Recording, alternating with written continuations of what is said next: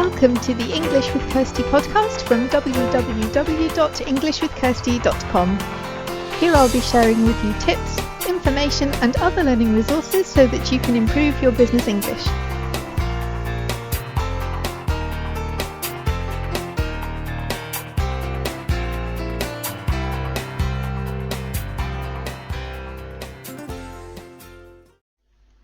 Hello and welcome to episode 156 of the English with Kirsty podcast, and I hope you can't hear the wind howling outside. It's very windy here today, and it's been like that pretty much all week, but hopefully this noise cancelling microphone will cut most of that out. But yeah, it's really stormy here today.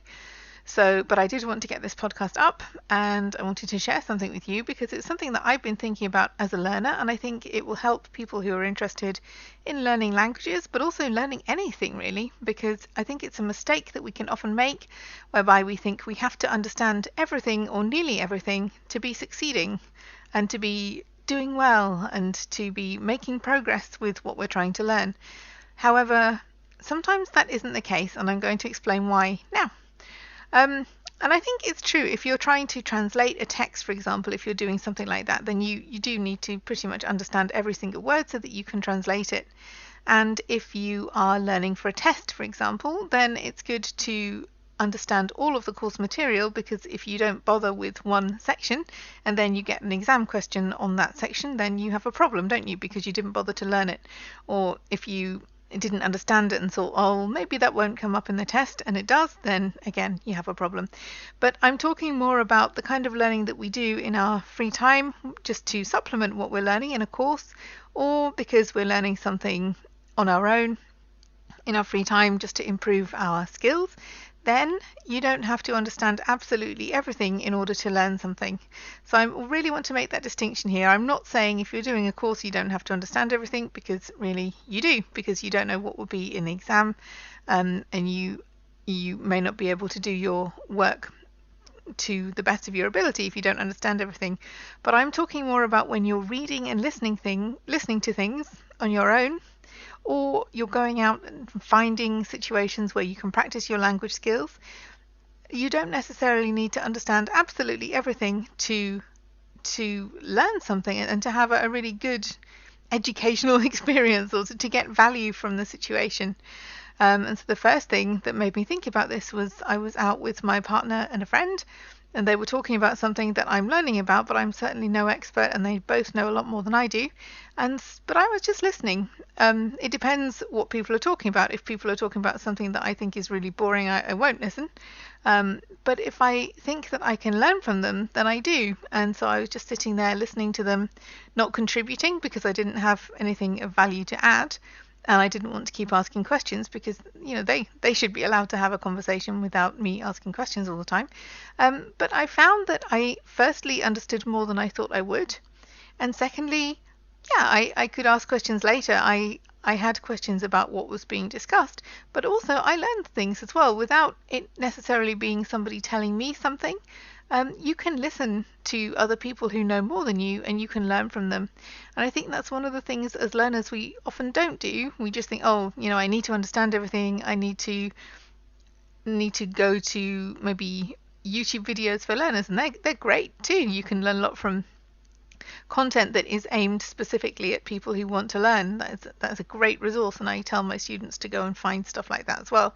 But sometimes you can just learn by listening to people who know more than you and who understand more than you, and that can be really useful. So it doesn't matter that you don't understand all of it. I was happy because I understood more than I thought than I would, but I didn't understand everything, and that's okay. It's not the end of the world, because I haven't been doing this as long as they had, and it's no big deal. I'm not going to be tested on it later. And while I was sitting there in the restaurant listening to this conversation, I was also thinking how this is something I'd often done in Germany as well. When I first started learning German, I had quite a few German friends, and later I was working in a German team. But certainly at the beginning, I was the only English person there. Not the only English speaking person, but everything was basically done in German, so I may as well have been the only English speaking person sometimes. So I was the only one, and sometimes I just sat and listened to my friends, not in a creepy way to find out what they're talking about, but just when we were having coffee or when we were having dinner. I didn't always contribute because I was painfully shy at the beginning. I'm not shy by nature, but when you're learning another language, it can sometimes take a while for you to really get your confidence to be able to speak and to explain your opinions, especially in a group situation. Sometimes it just takes a while for you to develop that personality in the other language and the confidence to speak. So I was quite a late developer, but then when I started, I didn't shut up. But we all learn in different ways. But the point I wanted to make here is that I often sat there with them and listened, and they knew that I was involved. I wasn't just going to sleep or not caring, but you can learn so much that way.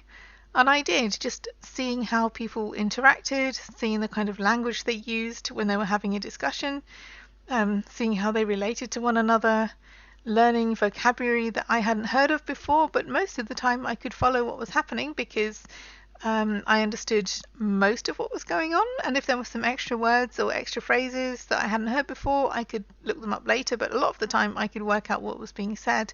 But again, that was observing.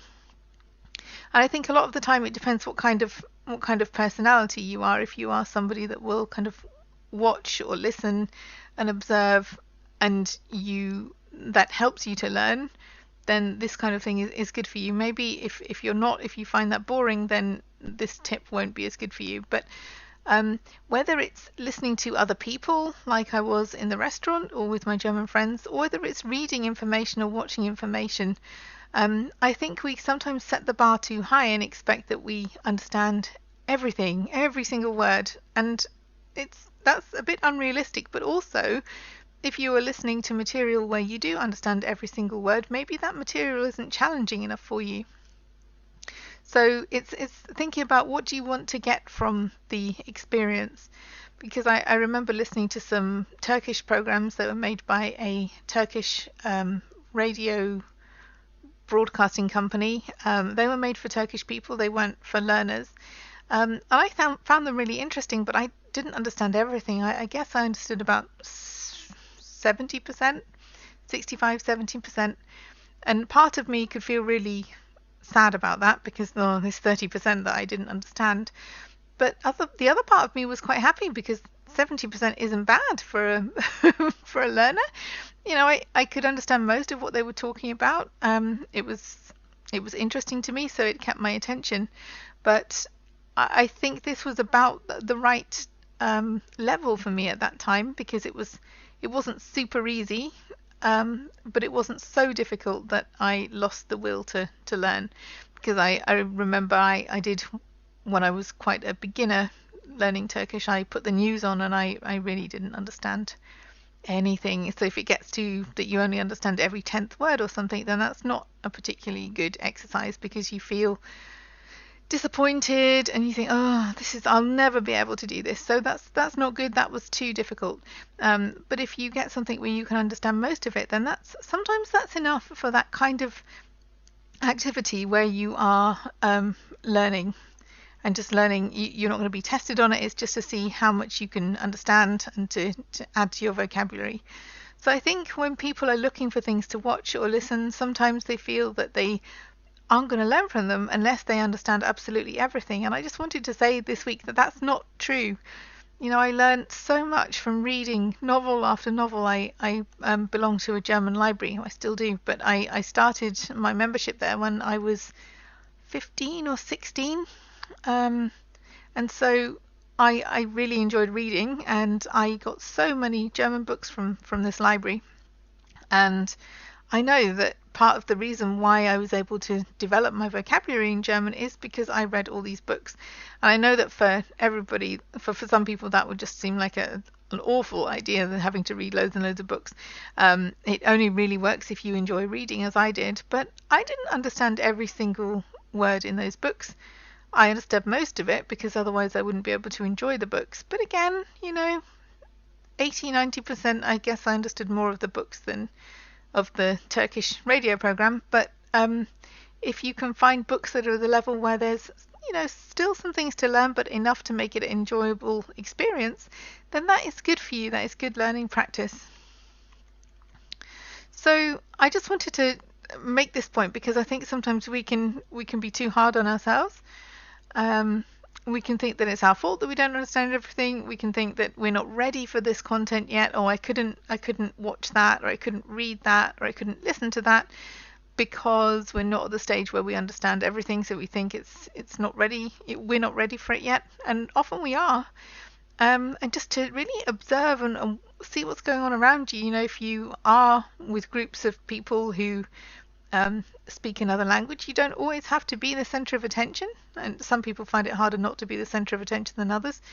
I know people who, as soon as they're not the center of attention, either try and bring the attention back to themselves or just like do their own thing and ignore everybody. I'm not talking about that, but you can really learn a lot from observing others.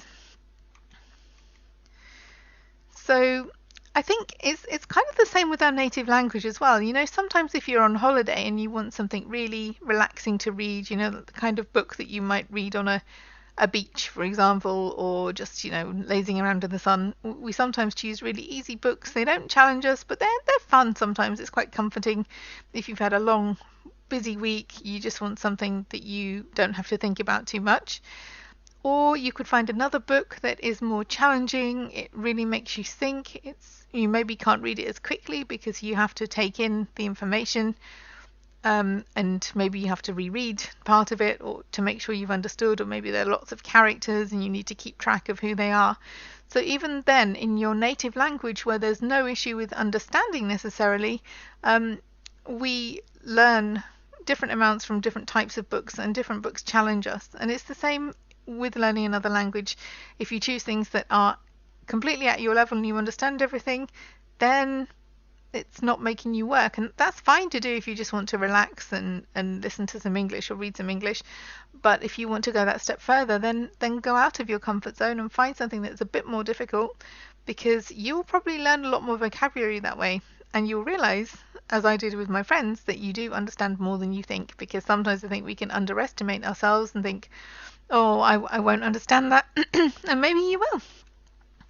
You don't know unless you give it a go. And the same happened with some podcasts that my partner listens to, because he works in that field. And I'm interested too, but I thought, I can't listen to those. They're just for professionals who understand this stuff, and I'll just sit there wasting my time and not understanding what they're talking about.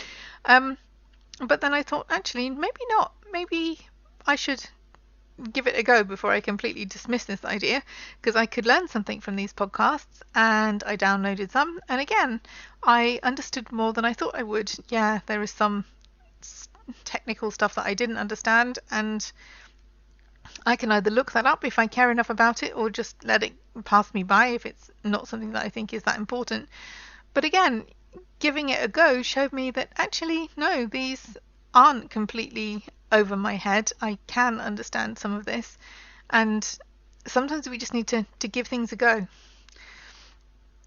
So again, it's the same when you're practicing speaking. So it's not all just things that we listen to and read, and the more passive types of learning. It's the same when we speak as well. So it's good to practice with somebody who's at your level, another learner who's at the same level as you. But sometimes it's good to really push yourself and try to work with somebody who's a bit better than you. That may not be as rich an experience for them, but sometimes you find that people are better at different things. Like you may have one person who's slightly better at grammar, whereas the other person is slightly better at speaking. I've been in that kind of grouping before.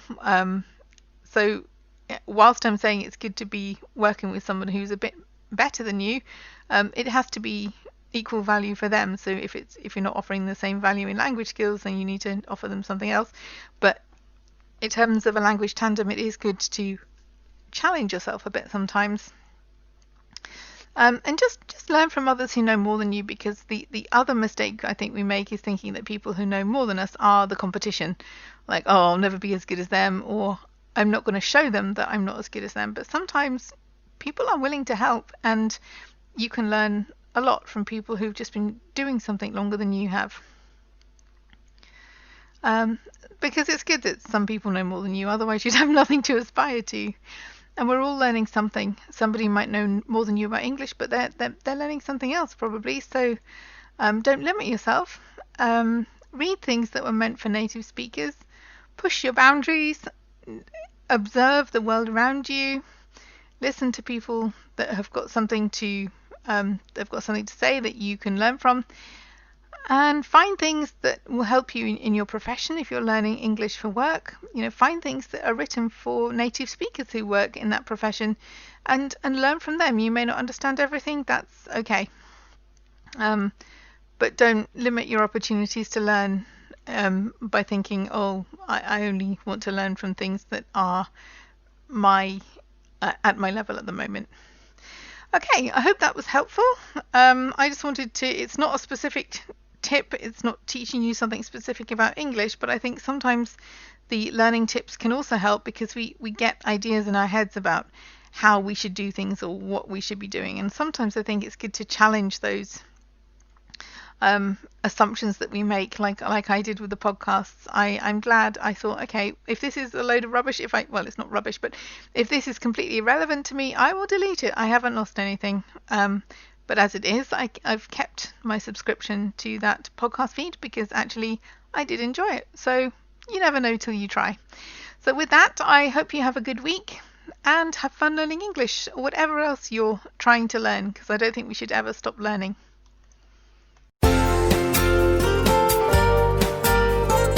I hope you enjoyed this episode of the English with Kirsty podcast.